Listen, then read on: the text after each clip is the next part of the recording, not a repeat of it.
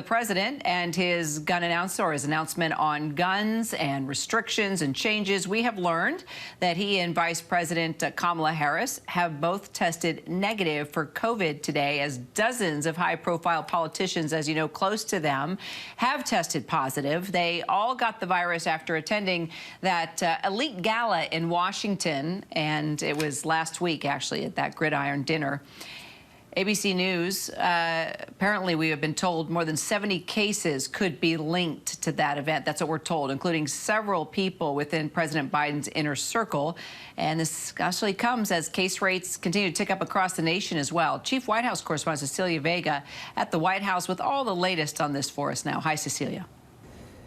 Hey, Kira. Yeah, that elite dinner, you know it. It's attended by a who's who of Washington journalists and politicians. It's looking like it's turning out to be a major super spreader event here in town. We're talking, at this point, at least 72 positive cases potentially linked to that dinner alone. We're talking about New York City Mayor Eric Adams, members of the president's cabinet, the ag secretary, the commerce secretary, the attorney general has now tested positive. But look at this. It wasn't just that dinner. At least 23 lawmakers and administration officials have tested positive in the last week alone.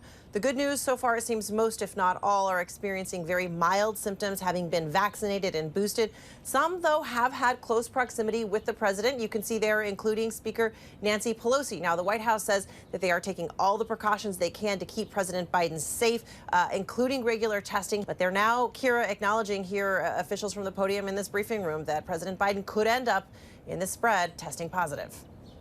All right, we'll follow it, Cecilia. Thank you so much. Meanwhile, the White House is paying special attention to privately made guns in the United States.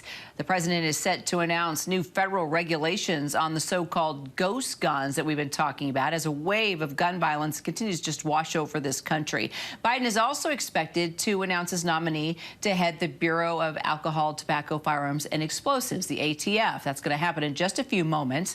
We will bring you those remarks live as we monitor the podium there at the White House and wait for him to step up to the mic. And while we do that, ABC News Deputy Political Director Avery Harper and former FBI agent Brad Garrett, also ABC News Chief Justice Correspondent Pierre Thomas, all join us to talk about this as we wait for the president. Pierre, we just got connected with you. So this is something that you have been reporting on, doing specials, doing documentaries, doing all types of segments on this newscast for a number of years. As we look at what is about to happen today, the nomination of possibly the new head of the ATF, to new regulations talking about ghost guns, the impact on just the violence and the murder we've seen throughout our country, this wave of crime. What are you looking at? What are you paying attention to? What do you want to hear from the president as we monitor this? Well, I think one of the first things is we have to acknowledge that ghost guns, while they're not the overwhelming majority of the firearms used in gun violence in this country, it has been an increasing problem to the point where thousands of these so-called ghost guns are being recovered in crime. And the key here is that they don't have the serial numbers on them. They're the kind of kits you can order online, have them within a day or two, and put them together and basically have an untraceable weapon. And the disturbing thing is that a lot of times these weapons are ending up in the hands of juveniles. That's a significant issue. So this, according to many law enforcement officials I've talked to in the past, is low-hanging fruit. This is something that clearly is a loophole, that no police really want guns out there harming people, where when you find them, you can't trace how someone might have gotten them, because they don't have any kind of serial number. So clearly the Biden administration is trying to deal with this, but this overall issue of gun violence is one that is a dominant issue.